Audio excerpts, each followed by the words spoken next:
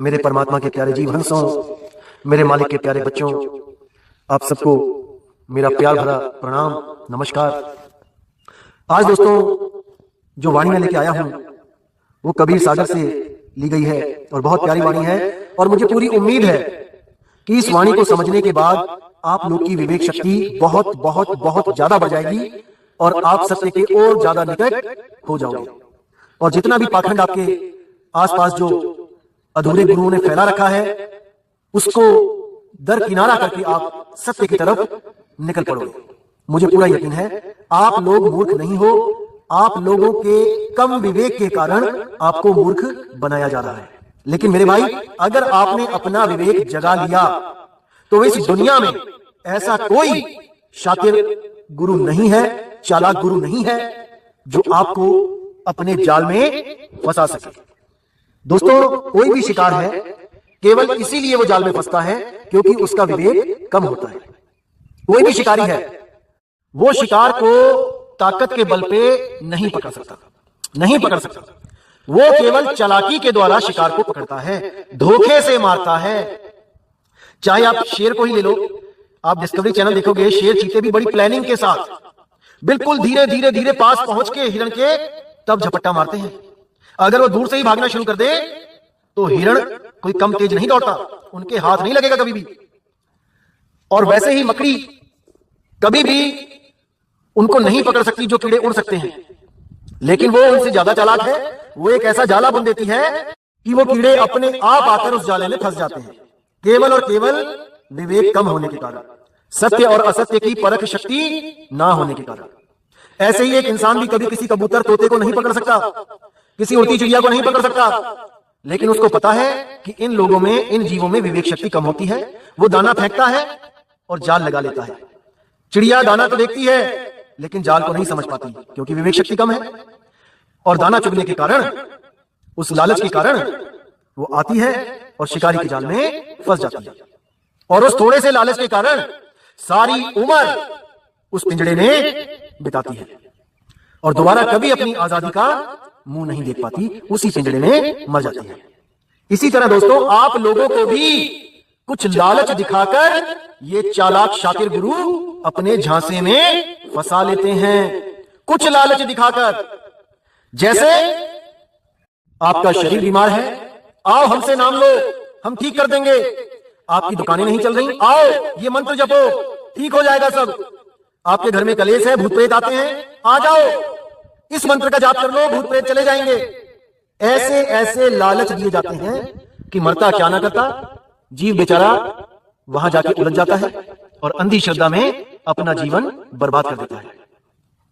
दोस्तों, पहली बात तो यह समझ लो कि जो गुरु आपको यह कह दे कि आ जाओ मेरे पास, तुम्हारा शरीर ठीक कर दूंगा, तुम्हारी दुकानें चल पड़ेंगी, तुम्हारे घर में आटे का जो ड्रम होता है वो भर जाएगा, या तुम्हारे घर में सूटकेस में अपने आप 100-100 के नोट निकलने लग जाएंगे, कभी कहीं पड़े दिखेंगे, कभी कहीं पड़े दिखेंगे। ये सब मेरे भाई, ये सब उस काल, शातिर काल की चाल है। जीवों को छोटे छोटे लालच देके सारी उम्र भटकाता है और उसके बाद उन्हीं का नाश कर देता है। कबीर साहब ने बोला है कि रक्षक कला जो काल का सबसे बड़ा जाल है उसको समझ जाओ। रक्षक कला क्या होती है दोस्तों? उसमें आपको शारीरिक सुख दिया जाता है कि आओ मुझसे शारीरिक सुख लो और मेरा भजन करो, मेरी भक्ति करो। ये काल भगवान की सबसे शातिर चाल है, सबसे ज्यादा शातिर चाल है ये चमत्कारों की। उसने झड़ियां लगा रखी है चमत्कारों की और इन्हीं चमत्कारों में उलझकर जीव उस सत्य नाम से दूर होके उसी के नाम जपता हुआ उसी के मुंह में चला जाता है। ये रक्षक कला के बारे में आप कबीर सागर में पढ़ सकते हैं। मैं इसलिए भी सत्संग करूंगा बहुत जल्दी और सारा कुछ खोल के समझाया जाएगा क्या होती है रक्षक कला, कैसे लोग ठीक होने लग जाते हैं, कैंसर दूर हो रहा है, कैसे किडनियां ठीक हो रही हैं, क्यों हो रही हैं, ये सारा बताया जाएगा आपको। लेकिन आज जो वाणी है वो कबीर साहब की जो अनुराग सागर कबीर सागर में है, आज उस पर विचार करेंगे। तो क्या कहती है वाणी? नगर नपैद पुरुष इक रहयू, ताकर भेद न काहू लहयू। यानी एक ऐसा पुरुष रहता है जो नपैद यानी जो पैदा नहीं होता, जो सदा से ही है, जिसका आदि और अंत नहीं होता। नपैद, नगर नपैद पुरुष इक रहयू, ताकर भेद न काहू लहयू।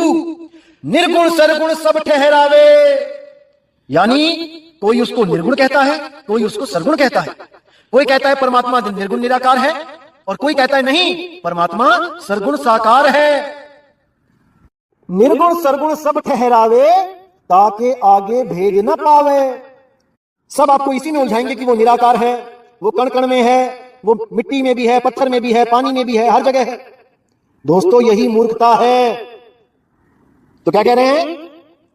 निर्गुण सरगुण सब ठहरावे। कोई निर्गुण में उलझा देंगे और कोई क्या कहेगा कि नहीं नहीं वो सरगुण साकार है, वो सतलोक में बैठा है सतपुरुष बनके, वो अकय लोक में बैठा है अकय पुरुष बनके, वो अनामी लोक में बैठा है अनामी पुरुष बनके। दोस्तों ये सब भरम जाल है, निकल आओ इसके चंगुल से बाहर, नहीं तो ऐसी दुर्गति होगी कि परमात्मा भी कोई मदद नहीं कर पाएगा। आज जो सत्संग आपके सामने हो रहा है ये उसी की दया है जो आपके घर तक बिना कुछ किए ये सत्संग अपने आप पहुंच रहा है, देश विदेश में पहुंच रहा है। दोस्तों क्या अमेरिका, क्या जर्मनी, क्या फ्रांस, क्या ऑस्ट्रेलिया, क्या सिंगापुर, क्या दुबई, क्या कुवैत, हर जगह से फोन आ रहे हैं और कुछ लोग तो विदेशों से आके नामदान भी लेके जा चुके हैं। तो ऐसी महिमा हो रही है घर बैठे परमात्मा की कि हमारा भी एक पैसा नहीं लग रहा है और आपको भी सत्य घर बैठे मिल रहा है। ऐसी मालिक की दया हुई। तो क्या कहते हैं आगे? निर्गुण सरगुण सब ठहरावे, ताके आगे भेद न पावे। कि सब आपको सरगुण निर्गुण में उलझा रहे हैं लेकिन उसके आगे का भेद ही नहीं पता किसी को कि क्या है वो जो निर्गुण और सरगुण दोनों से न्यारा है। उसको कोई सोच भी नहीं सकता। सोचे सोच ना हो वही जो सोचे लाख बार, नहीं समझ सकता कोई जब तक उस परमात्मा की दया नहीं होगी आप पर। अब कहते हैं धर्मदास तोहे कहो बुझाई, निर्गुण निरंकार है भाई। जो निरंकार की धुन 10वीं बातें हो रही है वो निर्गुण है, वो शब्द नहीं है। समझ जाओ इसको। निर्गुण नाम निरंजन होई, पुरुष भेद पावे नहीं कोई। यही वो अनहद नाद है, धुने हैं जिसको निरंजन काल बोला गया है। इसी काल की धुने आपको उलझा उलझा के मारेंगे। उससे अच्छा है कि आप सत्य को पक्षपात किए बिना विवेक के द्वारा समझें। क्या कहती हैं ये वाणियां? निर्गुण नाम निरंजन होई, पुरुष भेद पावे नहीं कोई। उस पुरुष का, उस शब्द गुरु का भेद किसी को नहीं पता लग सकता, किसी को नहीं। निर्गुण कहिए सोहंकारा, पुरुष भेद ताहू से न्यारा। जो लोग सोहं का जाप करते हैं उसी को निज नाम समझ लेते हैं, उनके लिए बोला जा रहा है कि भैया पुरुष भेद ताहू से न्यारा। उस सोहं को जबकि भी आपको वो परमपिता परमात्मा शब्द गुरु नहीं मिल सकता, नहीं मिल सकता। और कुछ लोग बहुत शातिर कालदूत हैं जो वो कबीर साहब की वाणियों को तोड़ मरोड़ के आपको ये सिद्ध करने की कोशिश करेंगे कि सोहंग ही जपना है, वो अजपा जाप है। कैसे कहेंगे कि सोहम शब्द निरक्षर वासा, ताही भिन्न कर जपिए दासा। इस वाणी को बोल के क्या कहेंगे आपको कि कबीर साहब कह रहे हैं इसको भिन्न कर दो, अलग अलग कर दो। अरे मेरे भाई, भिन्न करने का मतलब तो समझ लो पहले। भिन्न का मतलब होता है एक से दूसरे का कोई संबंध ना रहना, उसको कहते हैं भिन्न। जैसे जल में रहने वाले 5 भिन्न भिन्न प्राणियों के नाम बताओ, तो मेंढक, मछली, मगरमच्छ, कछुआ और ऑक्टोपस, ये पांचों ही भिन्न भिन्न प्राणी हैं। इसमें आधा आधा नहीं करना उसको कि आधी मछली जल में रहती है और आधी जल के बाहर। मूर्ख बना दिया इन लोगों ने, मूर्ख। भिन्न का मतलब होता है नकली को छुड़ाए, असली को लखाए। जैसे आप चावल बीनते हो, कोई गेहूं बीनते हो, उसमें जो कंकड़ होता है उसको भिन्न कर देते हो, अलग कर देते हो। सतगुरु ऐसा चाहिए जैसा सूप सुहाए, सार सार तो गही रहे, थोथा दे उड़ाए। इसीलिए साहिब ने जौहरी का नाम लिया है। जो जन होंगे जौहरी, रत्न लेंगे बिलगाए। बिलगाए मतलब भिन्न भिन्न कर लेंगे, नकली तो वापस कर देंगे, असली ग्रहण कर लेंगे। जो जन होंगे जौहरी, रत्न लेंगे बिलगाए, सोहम सोहम जपी मुआ, मिथ्या जन्म गवाए। जो भी सोहम का जाप कर रहा है उसका जन्म मिथ्या जा रहा है मेरे भाई। उसको तो यह भी नहीं पता कि मेरा निज नाम क्या है, मेरा निज घर कहां है, मेरा निज ठिकाना कहां है। श्रुति रमाली सोहंग में सोहंग क्या है? पवन। पवन को ही सोहंग कहते हैं भाई। पवन ही सोहंग है, बिना पवन के सोहंग नहीं है।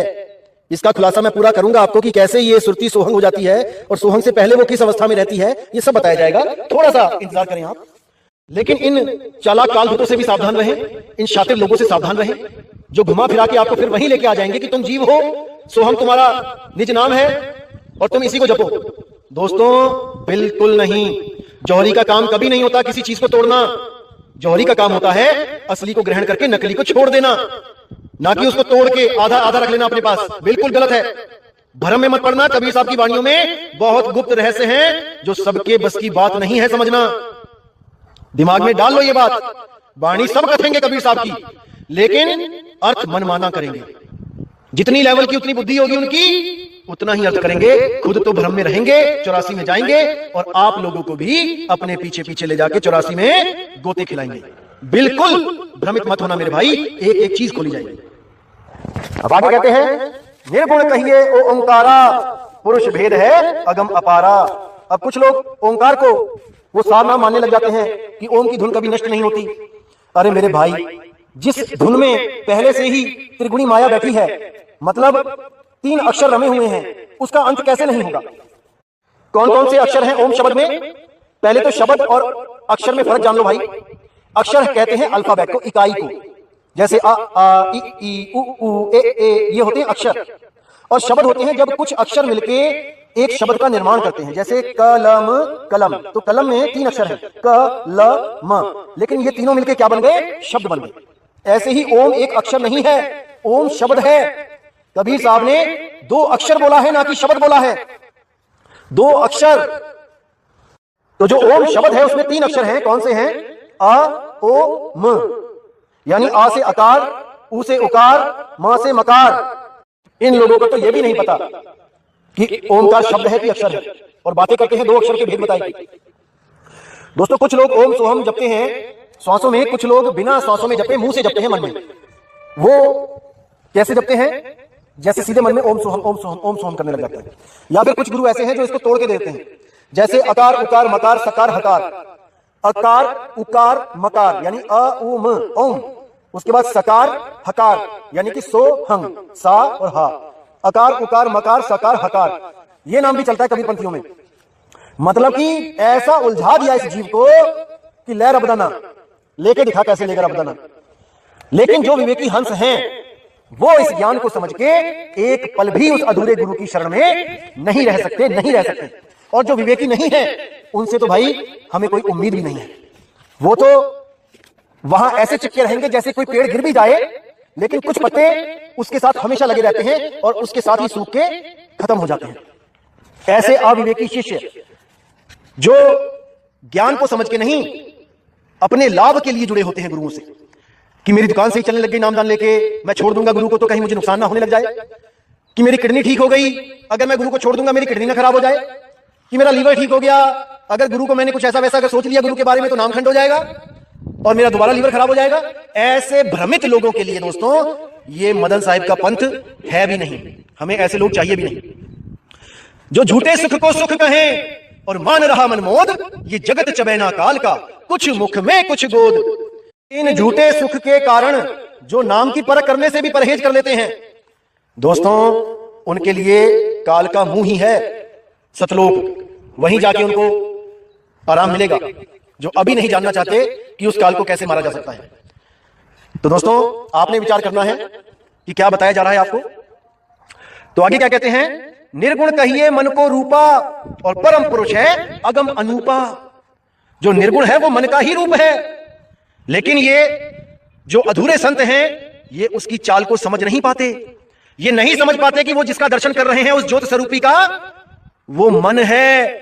मन तू ज्योत स्वरूप है, लेकिन ये लोग नहीं समझ सकते और सारा दिन ये वाणियां भी गाते रहते हैं। तब भी उनकी विवेक शक्ति इतनी नहीं बढ़ती कि सत्य और असत्य का भेद पता कर सके, सत्य और असत्य को अलग अलग कर सके, क्योंकि सतगुरु की कमी है उनके जीवन में, कोई भेदी गुरु नहीं है उनके जीवन में। तो कहते हैं मन के बहुत से रंग हैं, छिन आवे छिन जाए, एक रंग में जो रंगे सो जन संत कहाए। ये मन के ही रंग हैं जो तुम्हें रूहानी मंडलों की सैर करवाता है। पिंडी मन, ब्रह्मंडी मन, ये 2 तरह के मन हैं। पिंडी मन में साकार देवी देवताओं के दर्शन करवाता है, और ब्रह्मंडी मन में तुम्हें निर्गुण निराकार माया के दर्शन करवाता है, उस ज्योत स्वरूपी अलख निरंजन के दर्शन करवाता है। इसी में उलझा उलझा के मारता है। कभी सतपुरुष बन के बैठ जाता है सिंहासन पे, कभी अलग पुरुष बन के बैठ जाता है, कभी अनामी पुरुष बन के बैठ जाता है, और आप लोगों को यही नहीं पता लगने देता कि सत्य है क्या। बस आप उस प्रकाश को देखते रहते हो, उस माया को देखते रहते हो और सोचते हो कि मेरी तो मुक्ति हो गई, मैं तो निकल गया उसके जाल से। जैसे कोलू का बैल आंखों पे तो पट्टी बंधी होती है, पूरा दिन चक्कर काटता रहता है कुएं का और सोचता है मैं तो कितने ही किलोमीटर दूर निकल गया, अब मैं बंधन से दूर हो गया हूं। लेकिन जब उसकी पट्टी खोली जाती है शाम को तो देखता है कि वहीं कुएं के चक्कर लगा रहा है, क्योंकि वही चक्कर घूम घूम के उसके सामने आ रहा है। जहां से चलता है वही चीज घूम के पुनः पुनः उसके आगे आती रहती है और वो सोचता है कि मेरा सफर चलता ही जा रहा है, चलता ही जा रहा है, मैं चलता ही जा रहा हूं, सफर करता ही जा रहा हूं, कुआं तो बहुत पीछे छूट गया होगा। लेकिन ये नहीं पता भाई, घूम के तुझे फिर वही चीजें, वही रास्ता, वही जगह तुम्हें घूम के पकड़ा दी जाती है, तुम फिर से चल के फिर वहीं पहुंच जाते हो। इसका उदाहरण मैं आपको कर्ण दीदार में दिखाऊंगा, जहां पर आप देख के ही हैरान हो जाओगे कि इतनी गहरी वाणी लिखी है लेकिन किसी की नजर ही नहीं पड़ रही है वहां पे। जब मैं पार्ट 2 बनाऊंगा तब आपको एक एक चीज समझ में आएगी। तो क्या कहते हैं? तो आगे कहते हैं, निर्गुण कहिए मन को रूपा, परम पुरुष है अगम अनुपा, निर्गुण कहिए शक्ति अपारा, पुरुष भेदता होते न्यारा। आप दोस्तों थोड़ा विचार करो, इस शब्द में 5 नाम आए हैं, ज्योत निरंजन, ओंकार, रारंकार, सोहम और यहाँ पे शक्ति। असल में ये नाम शुरू से ही युगों युगों से चलते आ रहे हैं। ज्योत निरंजन, ओंकार, रारंकार, सोहम, शक्ति, ये नाम हमारे पूर्वज, जो हमारे ऋषि मुनि, पीर पैगंबर, ये सब यही नाम जपते आ रहे हैं और इन्हीं नामों को जप जप के अपना जन्म बर्बाद करते आ रहे हैं। इसलिए जब कबीर साहब ने आके यहाँ पुकारा कि 5 नाम और 5 मुद्रा सोई निश्चय जाना, तिसके आगे पुरुष पुरातन तिनकी खबर न जाना, परम पुरुष धर अधर तार है, अधर तार के आगे और किसके आगे कौन बतावे, सभी शब्द में पागे। सभी इन शब्दों में उलझ गए, उसके आगे अधर तार, जो अधर है यानी अधर मतलब निराधार है, जो अधर में है, अधर द्वीप कहां गगन गुफा में है निज वस्तु सारा, ज्योत स्वरूपी अलख निरंजन धरता ध्यान हमारा। उस अधर तार को कौन जानेगा जिस पर सतगुरु की दया हो जाएगी, वो इन 5 नाम से न्यारा हो जाएगा। तब कबीर साहब ने ये वचन पुकारा था, संतों सब शब्द ही शब्द बखाना, शब्द ही फांस फंसे सब कोई शब्द नहीं पहचाना। मैं आगे करूंगा इस पे भी सत्संग। तो जब कबीर साहब ने खुलासा कर दिया कि ये ज्योत निरंजन, ओंकार, आरंकार, सोहम, शक्ति, ये नाम जप के कोई फायदा नहीं भाई, सब गर्भ में आओगे, तब इन चालाक कालदूतों ने क्या किया, इन्होंने शक्ति हटा के सतनाम फिट कर दिया, ताकि जीव को बिल्कुल भी भ्रम ना हो, शंका ना हो कि हम नकली हैं, क्योंकि हम तो सतनाम दे रहे हैं जपने के लिए। क्योंकि साहिब की वाणी प्रमाणित करते हैं कि सतगुरु सोई सतनाम बतावे, बाकी गुरु कोई काम ना आवे। गुरु वही है जो केवल और केवल सतनाम लखा दे। सतनाम के बिना अगर कोई भी नाम देता है तो वो अधूरा है। लेकिन सतनाम का मतलब तो समझ लेते, सतनाम का मतलब है सच्चा नाम, कि सतगुरु वो है जो सच्चा नाम दे दे, उस सच्चे नाम के अलावा कोई नाम ना दे। लेकिन इन लोगों ने क्या किया, 4 नाम तो वही रहने दिए और 5वां नाम शक्ति हटा के सतनाम फिट कर दिया और जीवों को भरमा दिया। अब जीव यही सोच के बैठे हैं कि नहीं नहीं 5 रूहानी मंडल हैं, उनमें से पहले का धनी जो है वो ज्योत निरंजन है। आधों को तो ये भी नहीं पता ज्योत निरंजन का मतलब क्या होता है। अपने अपने ग्रंथ उठाओ जो मूल ग्रंथ हैं और उनके पीछे शब्दार्थ देखो, वहां पे लिखा हुआ है ज्योत निरंजन का मतलब होता है शिव और शक्ति। अरे वही शिव और शक्ति जिनको आप मंदिरों में पूजते थे और गुरुओं की वाणी पढ़कर उन्हीं शिव शक्ति से पीछा छुड़ाने के लिए आप सतगुरु धारण करते हो, वो सतगुरु ही आपको शिव शक्ति का नाम जपवा रहे हैं। आपको हवा भी नहीं लगने दे रहे हैं कि हम किसके पुजारी हैं। दिखावा पूरा करेंगे कि हम मंदिर नहीं जाते, हम शिव की पूजा नहीं करते, हम शक्ति की पूजा नहीं करते, लेकिन नाम तो वही जपवा रहे हो। अरे कान इधर से नहीं तो घुमा के उधर से तो पकड़वा रहे हो। इसीलिए कबीर साहब ने बोला गुरु करो जान के और पानी पियो छान के। बिना जाने गुरु मत करो कि गुरु की साधना क्या है, शब्द क्या है। और ये अधूरे गुरु शब्द देने के बाद आपको बंधन में डाल देते हैं कि बताना मत किसी को, वरना तुम्हें परमात्मा नहीं मिलेगा। देखो चालाकी इनकी, एक तो 52 अक्षरों का नाम जो नकली, और उस नकली को भी ऐसा बना के देते हैं कि भाई ये असली है। ध्यान से रखना, जैसे कोई नकली कांच की अंगूठी को बढ़िया से बढ़िया पैक करवा के बढ़िया से बढ़िया उसका कवर बनवा के किसी को गिफ्ट कर दे तो बंदा तो कवर देखता ही रह जाता है, अरे क्या बात है, इतना अच्छा कवर, तो इसके अंदर सामान भी असली होगा। सामान को नहीं देख रहे हैं, वो कवर में उलझ जाते हैं। तो इसीलिए कहा जा रहा है निर्गुण कहिए शक्ति अपारा, पुरुष भेद काहू से न्यारा। अब क्या कहते हैं, पवन काल निर्गुण है भाई। अब यहां पे पूरा विवेक लगा दो, क्या लिखा है, पवन काल, पवन यानी कि सांस, हवा, ये भी निर्गुण है। कोई इसको भी पुरुष ना समझ ले कि सोहंग सोहंग या श्वासों पे ध्यान लगा के उस हवा को ही परमात्मा मानने लग गए, उस पवन को परमात्मा मानने लग गए। बिल्कुल नहीं। पवन काल निर्गुण है भाई, पुरुष परम पद कहू ना जाई। वो परम पुरुष का जो पद है उसको मैं बयान नहीं कर सकता, वो इस पवन से भी न्यारा है। नजर न आवे निर्गुण सोई, दृष्टि पड़े सोई सरगुण होई। जब तक कोई चीज नजर नहीं आती वो निर्गुण है, और जैसे ही उस पर दृष्टि पड़ जाए वो सरगुण है। निर्गुण सरगुण दोनों से न्यारा, जानेगा कोई जाननहारा। कि निराकार और साकार इन दोनों से परे जो अवस्था है वही परम पुरुष की अवस्था है। आप जब तक अपनी श्रुति को इन निर्गुण और सरगुण शब्दों से परे नहीं लगाओगे, जब तक आपको इस जीव अवस्था में ही रहना पड़ेगा। ज्यादा से ज्यादा आप हठ योग करके ब्रह्म अवस्था तक पहुंच सकते हो, इससे आगे आप नहीं जा सकते। कभी निर्गुण में जाओगे, फिर सरगुण में आ जाओगे, फिर सरगुण से निर्गुण में आ जाओगे। यही चलता रहेगा हमेशा हमेशा के लिए। अगर इससे बचना है तो मेरे भाई संतोष शब्द साधना कीजिए, संतोष शब्द साधना कीजिए। और ये कोई साधना नहीं है कि आपको बहुत बड़ी साधना करवाई जाएगी। इसका मतलब क्या होता है? श्रुति समाये शब्द में वाको काल ना खाए। इसको क्या समझना है आपने? जैसे आपके सामने एक हॉरर मूवी चल रही है, भूत प्रेत आ रहे हैं, और आपकी श्रुति इतनी रमी हुई है उसमें, टीवी में, उस थिएटर में, कि आपको लग रहा है कि ये तो सच में आ गया मुझे खाने। क्योंकि आप ये भूल जाते हो कि आप थिएटर के उस सीन से, उस टीवी की स्क्रीन से बाहर हो। वो भूत प्रेत चाह के भी आपको नहीं पकड़ सकता, लेकिन आपको डराता है, भरमाता है। इसीलिए बोला गया है श्रुत समाये शब्द में। एक जो सतगुरु होता है वो आपकी श्रुति को पर्दे से हटा के, टीवी से हटा के आपको चेता देता है कि तू टीवी से बाहर है, अब इसमें कहीं आना और जाना वाला नहीं है हिसाब। आप उस थिएटर के अज्ञान से बाहर आ गए हो, बाहर आ गए हो। अब आपको पता लग गया है कि चाहे कितना ही बड़े से बड़ा खतरनाक से खतरनाक भूत प्रेत क्यों ना आ जाए टीवी में, वो बाहर नहीं निकल सकता, मुझे नहीं पकड़ सकता, क्योंकि उसकी हद केवल टीवी के अंदर ही है। इसी तरह जब आपकी श्रुति को 3 लोग से बाहर लगवाया जाता है, तब वो काल वहां नहीं पहुंच सकता। अरे हम जहां रहे काल कहां नहीं, और काल ही जीत हंस ले जाही। तो समझना है मेरे भाई बातों को विवेक के द्वारा, परख के द्वारा। तो उम्मीद करता हूं दोस्तों आज के सत्संग से आपको इतना समझ में आ गया होगा कि जो भी आपको कोई निर्गुण और सरगुण की बात करे कि परमात्मा निराकार है या परमात्मा साकार है, इन दोनों से न्यारे हो जाओ। अरे कोई सरगुण में उलझ रहा, कोई निर्गुण ठहराए, और दादू चाल कबीर की मुंह से कही ना जाए। निर्गुण सरगुण द्वंद पसारा, दोनों पड़ गए काल की धारा। तो समझना है मेरे भाई, इन बातों को बहुत ही गहनता से समझना है, पूरा विवेक लगाना है, और लोगों के जो अज्ञान है उनके पास, उसमें भ्रमित नहीं होना है, विवेक लगाना है। अरे बहुत लोग आएंगे हमारे खिलाफ बोलने, आप देखते जाओ, हजारों लोग आएंगे, हजारों। क्योंकि मुझे पता है भाई, जब अवैध दुकानें बना दी जाती हैं शहर में, सरकारी प्लॉट में, जब कोई घर बना लेता है और जब वहां पे बुलडोजर चलाया जाता है, तो वो लोग भी अपनी जान हथेली पे रखे बुलडोजर के आगे लेटने को तैयार हो जाते हैं। अरे भाई हमारी दुकानें मत तोड़ो, हमारे घर मत तोड़ो। अब देखो, ना तो वहां उनकी जमीन है और ना ही वहां उनका कोई रजिस्ट्री है, लेकिन फिर भी वो अपनी जान देने को तैयार है, क्योंकि मरता क्या ना करता।